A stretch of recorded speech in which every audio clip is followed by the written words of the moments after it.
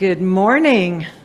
Welcome to Unity of Charlotte. I am Reverend Lisa Herklotz. I co-minister here along with Reverend Jim, who you'll be hearing from shortly. And we just want to say we're glad to have you here. We're glad if you are joining us on Zoom. It's a little early for our Zoomers. How many do we have, Alan? Yep, 2. The number tends to grow as the morning moves forward, but we're happy to have you all here today. We'd like to start by reading our mission statement together, so please join with me as we speak aloud and give energy and vibration to our purpose for Unity of Charlotte. Unity of Charlotte is the place where we nurture a deep and mature experience of God through the practice of unity principles.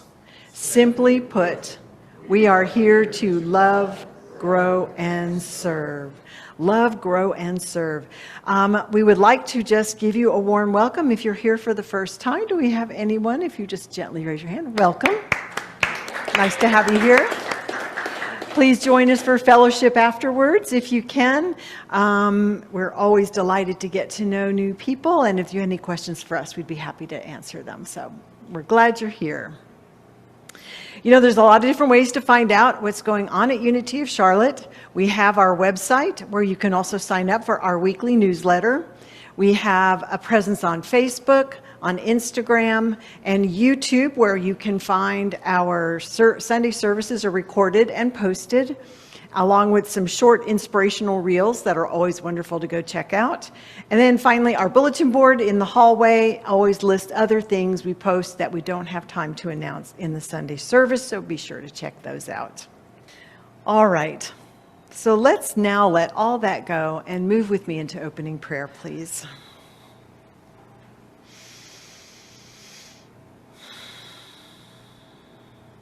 We take this moment to gently close our eyes if that is comfortable.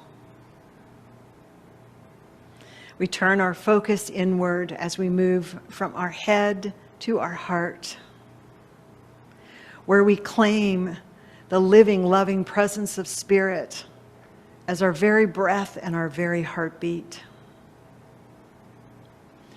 As we move into this awareness, not only for ourselves, but collectively as a community, we generate a frequency of love that can be felt around the world.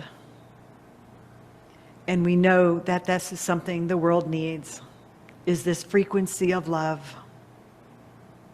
It is only love that will end the wars, end the poverty, end the violence in any form, and begin to bring us together as the single family that we actually are. Not only in our humanness, by connecting, supporting, and loving each other, but deeper within, we are innately one, from the same single source of life that gives movement, breath, and animation to everything that is.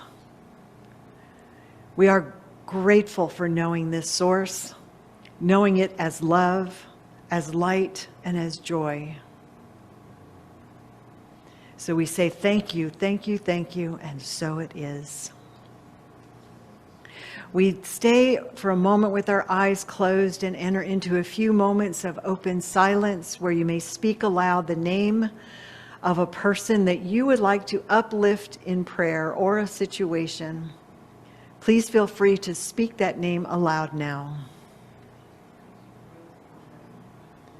Unity Board, world leaders, all who are suffering.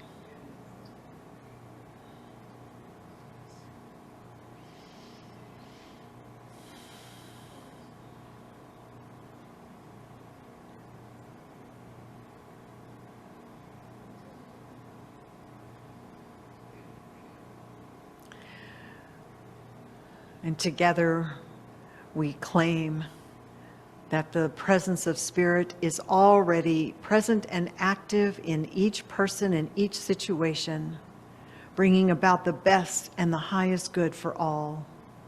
And so it is. Please join me in speaking aloud our unity prayer of oneness. There is one presence and one power in my life and universe, God, the good omnipotence. A reminder that we have a prayer team here at Unity of Charlotte. We have a prayer box right outside the door. If there's anything weighing on your heart, anything you'd like to have uplifted in prayer, write it on a piece of paper, put it in the prayer box. It goes to our prayer team where they will, first of all, everything's kept in complete confidence.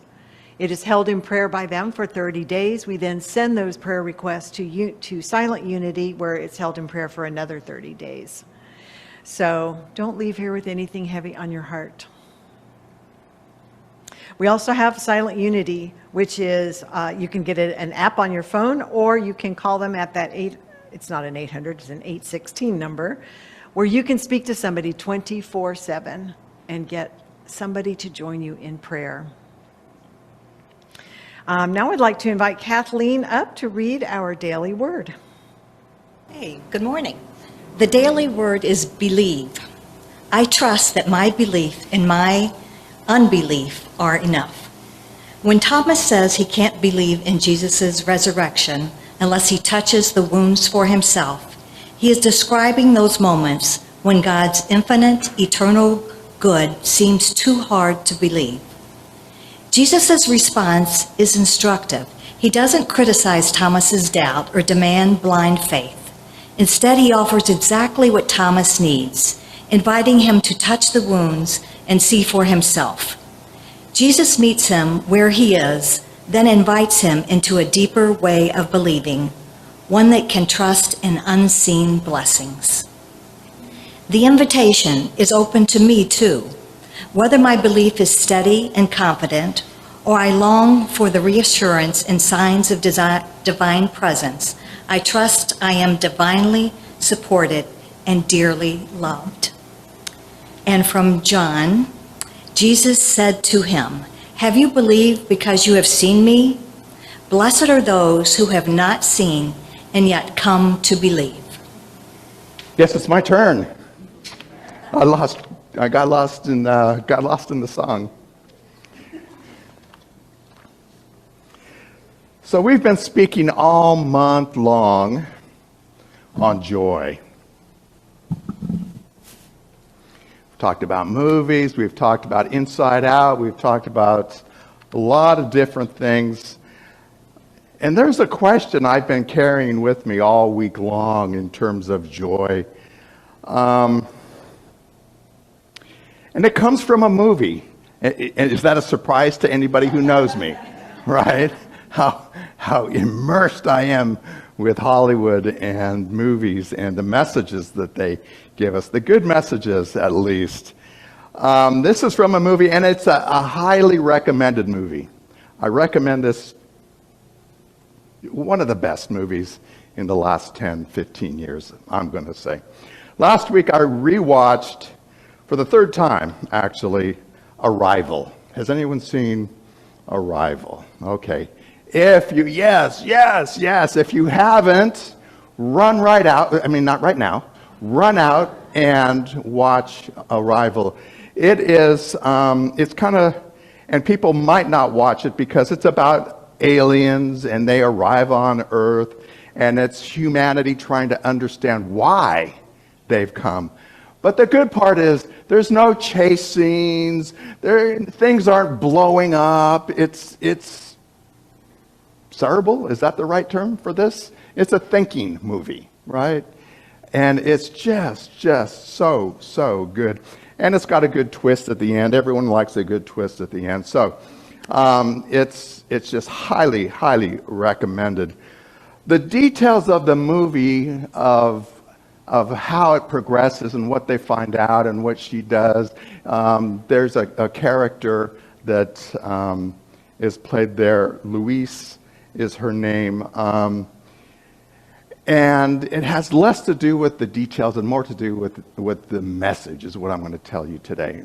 It has way more to do with the message. And it has less to do with aliens. So don't be afraid that it's an alien jump out and scare you movie. It's not. But it has everything to do with the message that says you can honestly say yes to joy in your life. Say yes to joy in your life. And so this month, while we talked about rooted in joy, rising in possibilities, the joy of saying yes made so much sense to me that I've got to mention this movie. And I'm not going to tell anybody the spoilers, so don't feel like I'm going to ruin the movie for you. But one of the questions that the movie left me with was, if you knew that something beautiful would end in your life, would you have still embraced it? If you knew that it was going to end, but that there was something beautiful while it was here, would you avoid it? Or would you embrace it because of that beauty that was there? Would you choose to experience it knowing that it might leave someday? That's the question. And you have to answer that question for yourselves as well in our everyday lives. Would you still say yes to that joy in your world? Because we do have that choice, and we can live under the premise of, do we want to stay protected? Do we want to protect our heart in some way? And when I say, do we want to protect ourselves, there's sometimes that erroneous idea that if I don't step out, then I'll never be hurt. I can live without pain in my life if I just be really, really careful. But how sad would that be? A life of protection without actually embracing, without opening up your arms and embracing life. This is not about the choice where we say to ourselves that I want to live to where nothing bad ever happens to me in my life. And stick with me, because, yeah, we do. We want to avoid certain things that are obviously painful. But life isn't science fiction. I know that.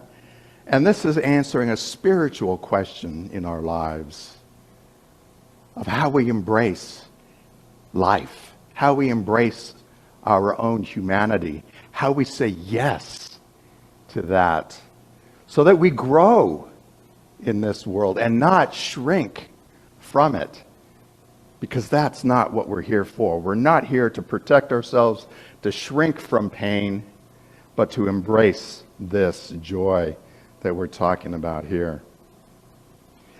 Sometimes, and I fit into this category as well, I think humans in general are kind of created with this in their DNA. Sometimes we want to know how the journey ends. Right? We want to know which direction it's going before I take my first step. Sometimes there's that need to know how that journey is going to end up. Most of us are pretty attached to knowing what happens next. And that's not a criticism. That's just, I think, how we are. What's going to happen next? We like plans. We like guarantees. In fact, there's a whole business behind, do you want a warranty with that? Right? We love guarantees. We like certainty within our lives. Don't throw me that curveball. We want to know that the people that we love are always going to be there. And that's okay. We want to know that our children will be okay. And that's understandable. that things that we've planned will turn out for the best? Yes, we do. And that's okay. It's just human to know and want to know how things are going to turn out. That's just the way we're built, I believe.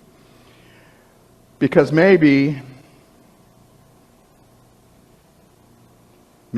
otherwise that's where the pain might be felt. And I want to avoid that sorrow or pain. But the movie offers us a radically different possibility. And this is the lesson that just I think is brilliant. By the way, does anyone know who the director is of that film?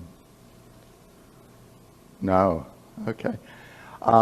Same guy who did Dune. If you like the science fiction Dune, it's just well made. Denis Villeneuve just does really good movies.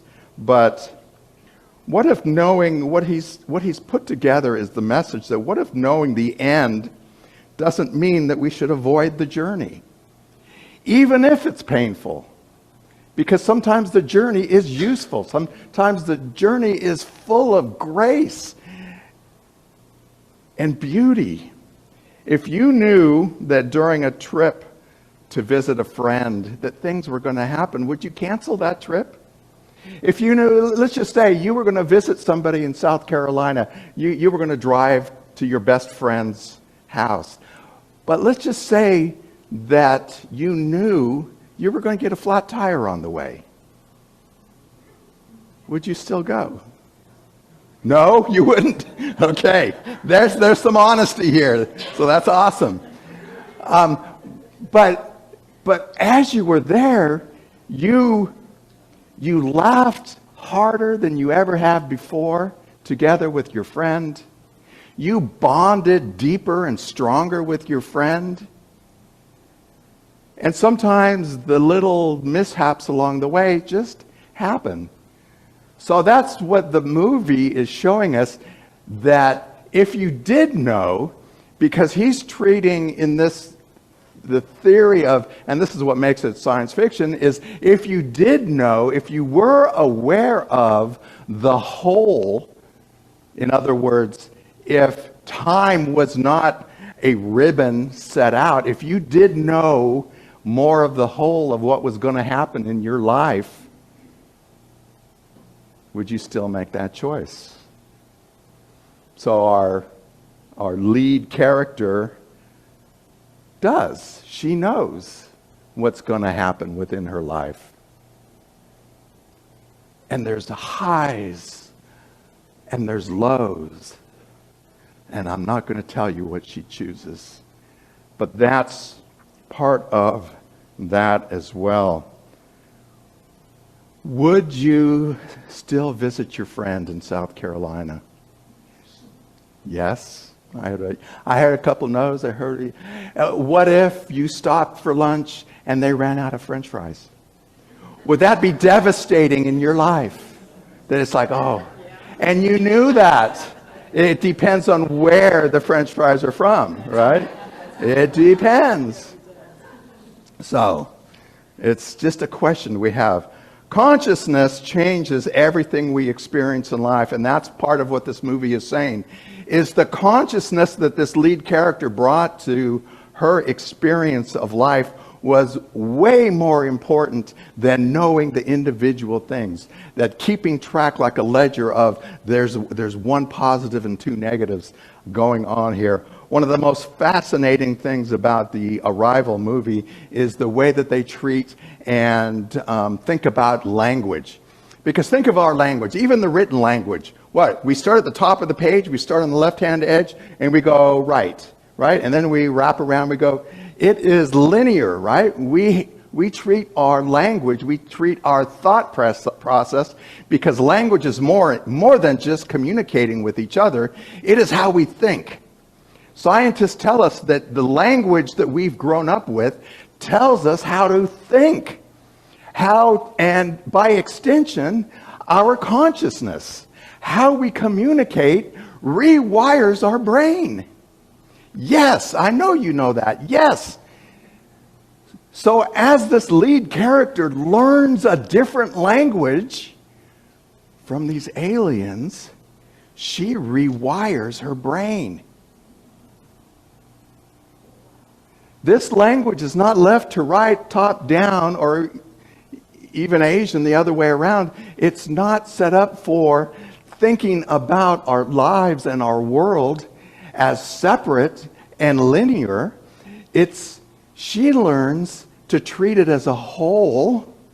This written language that she learns how to rewire her brain with is as a whole. It's not simply words that are strung together. This is the message that they're trying to teach her. So she begins to experience the whole of the universe. And so she does have to ask herself the question, I can change what's going to happen, but do I want to avoid and not embrace? She does have to ask herself that question. Rather than the journey being a straight line, in other words, do I have to get all my ducks in a row? Can we experience the whole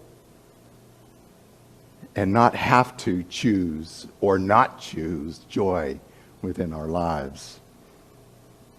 So she does go through, Louise does go through a consciousness change within her life.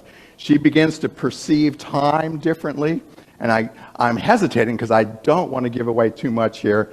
But I think that there's something deeply spiritual about what does happen to her that lends itself to this talk here, this message here today.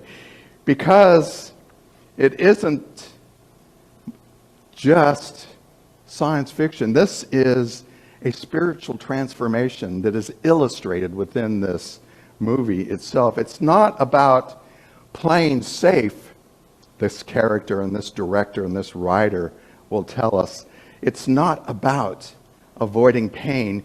It's about the transformation of our lives.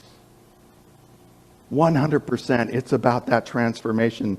Louise, the main character, realizes it's not about learning something new. So it's not about, hey, can I learn this new scientific thing from my new alien friends? But it's about, can I think of it differently? Can I see my life differently? Yes. Each and every day of our lives, can I see this thing differently? That's the spiritual transformation that we're all about. This character goes through a transformation into something so deep, and you can just see it on her face. She begins to see everything differently. She sees things as a whole. She experiences the oneness of the universe, and you can see the peace on her face. And it's heartwarming. It's so heartwarming. When do we see it differently? When do we get to experience the wholeness? It's a choice. It's a choice. Are you going to spend your life avoiding pain or embracing the possibilities? The consciousness through which she encounters this and the outer circumstances of her life changes her world. And that's a very Unity idea. And the shortcut that we use when we use our own buzzwords within the New Thoughts, our New Thought jargon sometimes, we simply say consciousness. This is consciousness in action. Are we embracing this change? Are we moving into that transformation? We simply say that word, consciousness, and that's it. And I am totally lost on where I am here. I just don't know. That's what my consciousness brings to my slides here today. We have, pardon me? I'm doing the oneness thing, and start to finish slides. Beth, you're absolutely right. Don't serve me today. I was actually up, I don't know, past 8 o'clock last night working on slides, and I told Reverend Lisa, it's like, this isn't making sense. I'm just going to step away from it because it's not making sense to me anymore. So now it makes sense why it wasn't making sense last night. I'm also reading a book. It's more, Fred says yay, because Fred is becoming my book buddy, and we're going to be having conversations, and everybody else can join us in that. But this week, I'm going to tell you, my goal is to read a book a week that's meaningful to me throughout the year. So this last week, I picked up the Book of Joy. Anybody else? The Book of Joy. This is Desmond Tutu and the Dalai Lama. They spent a week together and answered questions, and that is called The Book of Love. It's a wonderful conversation. Archbishop Tutu reminds us that sometimes we lose the future that we thought we were going to have. Sometimes we do our best in planning, is what he says, and sometimes we have to make a left-hand turn. So what he's saying is we don't lose our joy in that journey simply because we had to take that left-hand turn. In fact, Tutu makes precisely the opposite point. We don't lose our joy. He says that we discover more joy and that we may actually be more alive to the flow because of that. Being alive to the flow, even if it didn't turn out the way we planned it, sometimes years in advance. He tells us that we may cry more, we may laugh more easily during this, and that both of those things are okay. Go with the flow is what Archbishop Desmond Tutu would tell us. And there's a quote that I love that that talks about joy as embracing it as the whole. He says that we have hardships within our lives, but we don't become hard. That we may have heartbreak in our lives, but we live without being broken. Isn't that beautiful? It's an acknowledgement to the unknown in our lives, but we can still live it in joy as well.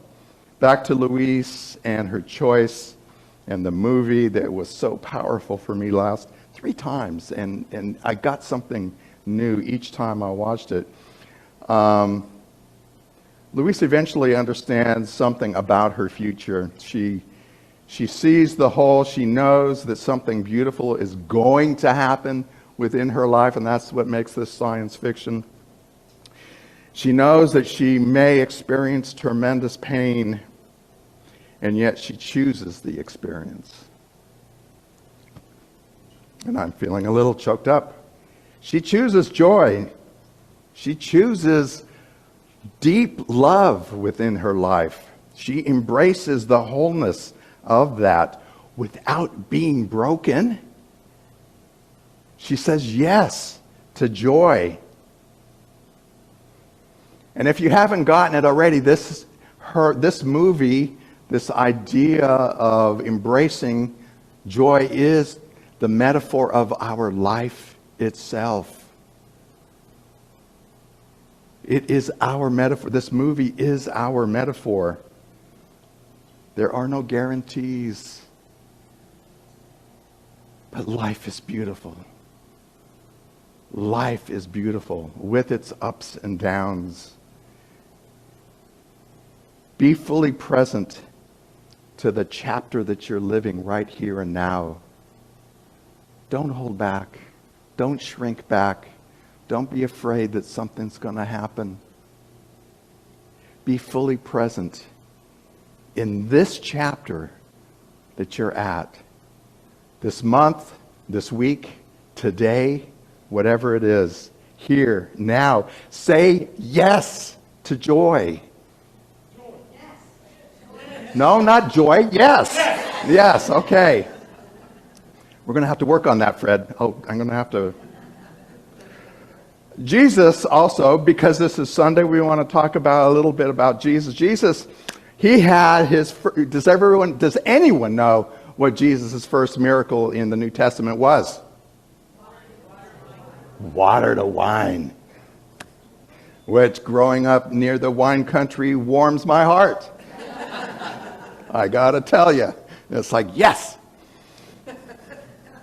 The wedding at Cana was his first recorded miracle. It was a celebration. It was a wedding reception. And he joined his family and friends there, but the wine ran out. Can I hear a, oh, right? There goes the party vibe, right? Oh, man. But Jesus embraced that what may have been seen as a disaster at that time by seeing the event in its wholeness. He saw its wholeness and that it was okay for the ups and downs. And by saying yes to abundance, and that's the miracle, saying yes to abundance, he was saying yes to joy as well. So that's our Jesus story. See, it was really quick. If you were afraid of a Jesus story, we got through it pretty quick. So saying yes, and I have no idea where I am at on this thing. Too far. Saying yes, so maybe the question for this morning isn't, can I guarantee that my life will turn out the way that I want it? No, I'm telling you now, it's not going to happen exactly the way you thought it was going to happen. I don't know. It's not. We can't guarantee our lives. We can't guarantee that there's not going to be pain in our lives. Maybe the question is, instead of can I avoid heartbreak, because probably not, but can I say yes? Can I move fully into the joy of the moment? Can I say yes to this moment without control? Answer these questions for yourself as well, without out loud, because this is a personal reflection. Can I say yes to this moment without needing control in any way whatsoever? Can I say yes to love, knowing that there might be some heartbreak on the end? Can I say yes to curiosity? And I'm pointing over here because I've learned this question from my partner, Reverend Lisa. She's taught me that saying yes to curiosity is a growth point in our lives. And I'm so grateful for that. Can I say yes to listening with an open heart to each person that's in front of me at that moment? Can you? Can you say yes to divine presence, knowing that it's already here? Can you say yes to joy? Not because you know the end, not because you know things won't change, or that even we will live forever, but because this moment is worth living in joy. Know that I love you, I bless you, I appreciate each and every one of you here today and online and later on. Whoa, 10 people? Okay. Namaste. Let's move into meditation. I invite you to wiggle around in your seat, to find a comfortable spot. Even the Zen Buddhists who have been doing this for decades have learned how to wiggle around, they spend their time in preparation so that they can release the physical and move into meditation. Gently close your eyes so that there's no distraction. Find a place for your hands on your lap, palms up, palms down, whatever feels right. One hand in the other. It doesn't matter how, but just spend a moment preparing yourselves for this time. I suggest that you find your breath, that you notice somewhere in your body how that feels when you breathe. It could be the expansion of your chest, the movement of your belly, the temperature of your breath that leaves and comes into your nostrils. Pick one point. Focus on it and use that as your anchor, because we know that we're going to be distracted by thoughts, by things out in the world, by physical things, sound, an itch on the end of the nose, whatever it is. And we come back to that breath as our focal point.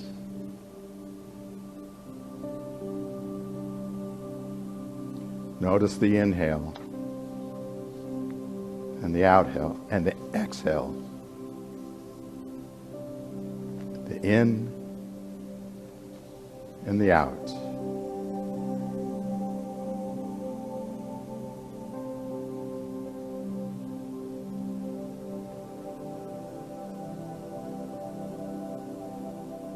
With each exhale, we drop a little deeper into this time.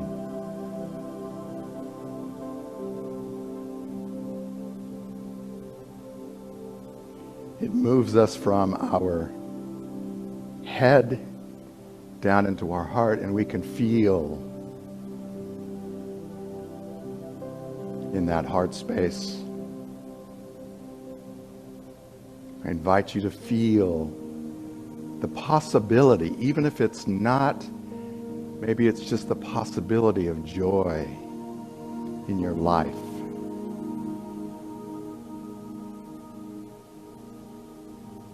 Imagine a time in the past where you felt joy. Bring it back into your mind. Feel it with your body. How did that joy feel?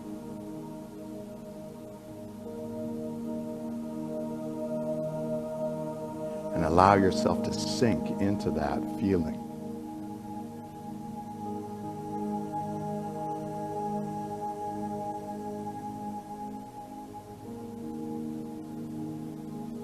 Notice that this feeling of joy, if you're able to bring it back, is what we were created with.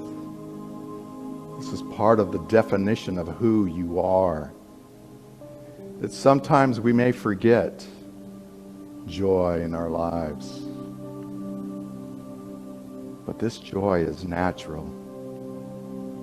This joy we can come back to whenever we choose. This joy is to be celebrated. And we can do it alone. We can do it with others. We can invite others into our joy as well.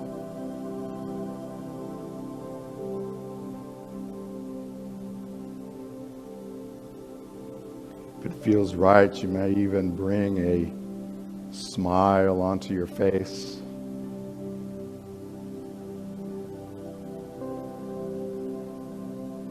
So we spend a moment, a minute or two, in quiet.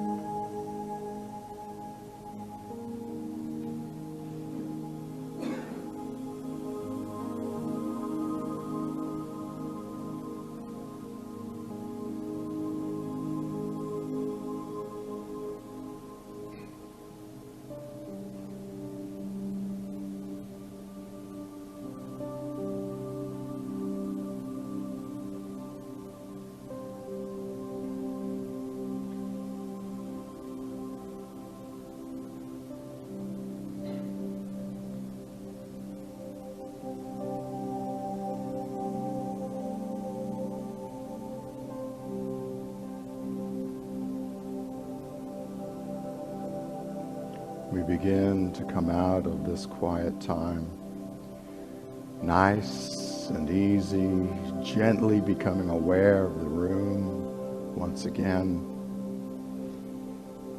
You can do that with what you hear, with what you feel.